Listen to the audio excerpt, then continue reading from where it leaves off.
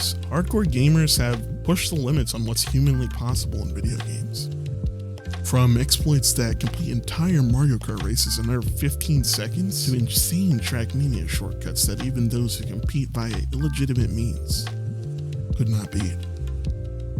Gaming is truly an art form, and as long as gamers keep finding unique challenges in video games, they will continue to strive and find enjoyment in these things. Today, we will be looking at one of these gamers who, despite being shut down time and time again by his own brutal and cruel creation, perseveres in his quest to beat a Mario Maker level he made 6 years ago. My name is Luki Tanuki, and this is the story of Chain Chomp Braden and the 6-year clear check.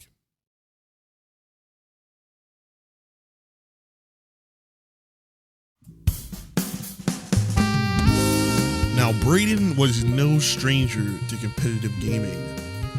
He started his history on the platform by uploading short videos of Mario Kart Wii time trials and his Monkey Ball gameplay.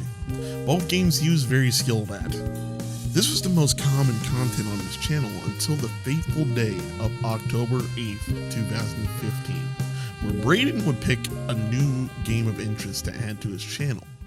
Little did he know, a few months later he would choose to do something that would end up sending him to a 6-year battle that has spanned over 4,000 hours and is ongoing to this day. Braden was a very skilled Mario Maker player.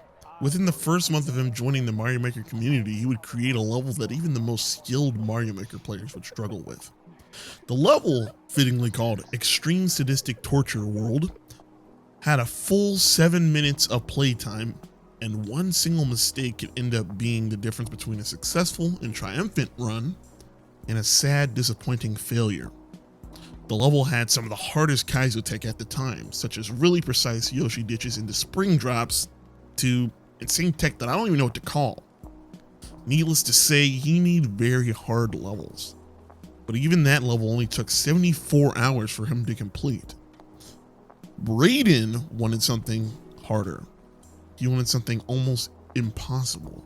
In Braden's own words, he said, quote, "I love to challenge myself in games, and this game has many opportunities for people to do just that." The game was barely a few months old when I started this level, and at the time people were losing their minds over levels that would take people a week to beat. I wanted to stretch the boundaries of what it meant to really grind out a level. I wanted to create something that seemed almost unrealistic, something that would require an incredibly long journey to complete, end quote. Braden was adamant on making a level that would push the limits on what it meant to really challenge players. Think Trackmania's 128 cube Deep Beer, or the SMW Kaizo hack Thumb Shredder by Glitchcat. These levels showed people that there was no limit to how innovative and creative the creators can get. Braden wanted to prove that true for Mario Maker as well. Mario Maker is a game where you can create pretty much anything, any type of level, within the restraints of the game, of course, meaning as long as you can clear the level yourself, you can upload whatever you want. That's important to remember. Anyways, Braden got to work. He took days on and off to develop this legendary Mario Maker level. We don't know exactly how long he took to make this level. In response to how long the level took to make, Braden said, quote, "Probably a long time has been spent creating and adjusting the level, but it's been spread out over a long period of time, so I can't give an estimate. Considering he had only started attempts by December and had only finished his last level by October, it most likely took a couple months at least to get it started. And he has made tweaks and made the level more difficult since, so who knows how long he's actually spent making this level. Needless to say, this level was the definition of almost impossible. When Braden said he wanted a challenge, he meant it." On December 6th, 2015, Braden got to work trying to upload his level.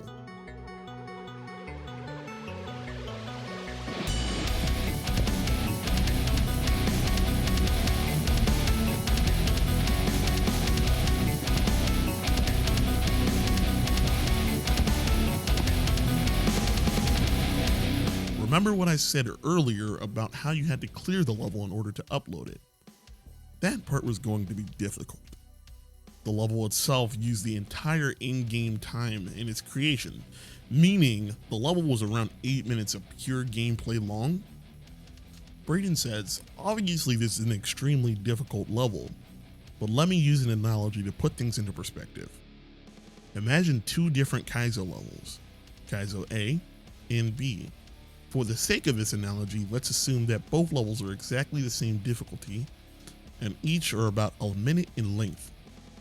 Let's also say that by themselves, each level takes about an hour of attempts to beat. Now, what would happen if the two levels were combined into one without a checkpoint? It would take about 2 hours to complete then. No, of course not. You would need to spend 1 hour just to get a single chance at playing that second part. Presumably you would improve and you would be able to have a chance at the quote-unquote second level in shorter time spans. But the point still stands. Extending the length of a level by larger amount does not add difficulty, it multiplies it. But that didn't stop Braden. It encouraged him. We wouldn't see any considerable amount of progress until August 11, 2018, 980 days after the first attempt. This day was the first day that Braden had made it to the final section of the level.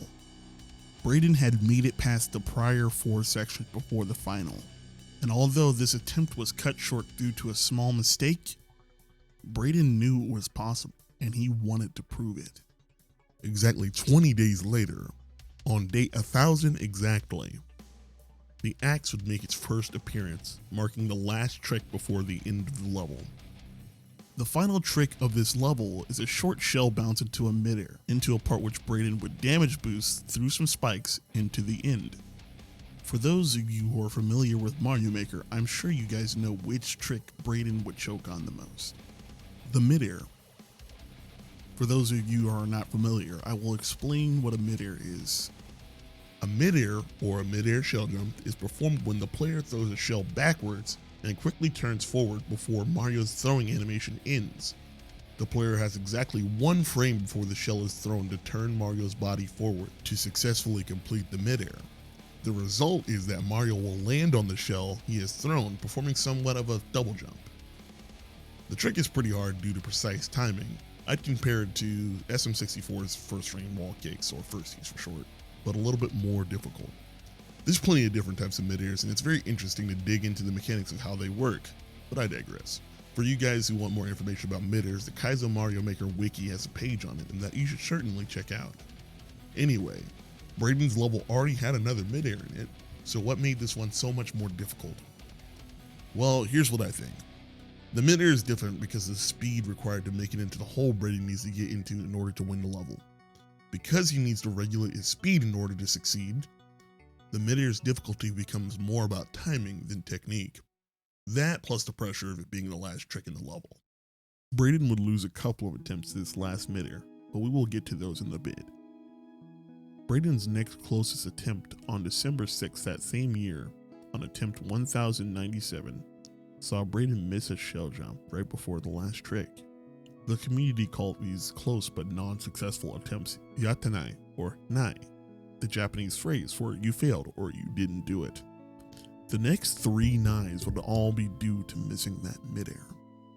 Braden was getting closer and closer to beating the level, but little did we know at the time, Nintendo had set the clock on a ticking time bomb that would shake the Mario Maker 1 community to its core, including Braden.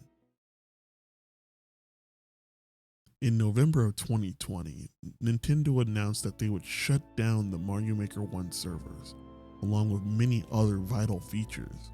The most important of them all, the upload feature. This shutdown was planned to go into effect on March 31st, 2021. This put Braden in a really hard situation.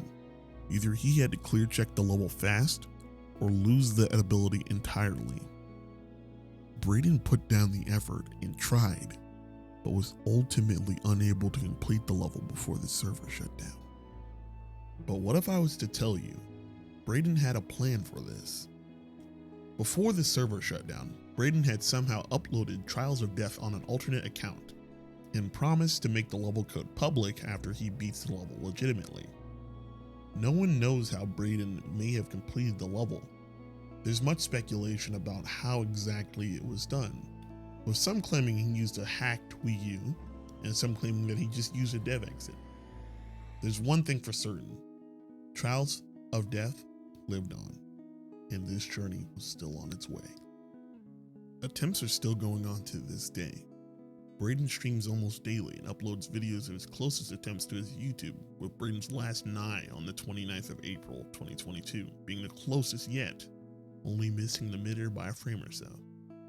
It's safe to say this goal of Braden's would soon be achieved, and all the work that's been put into this level will certainly pay off.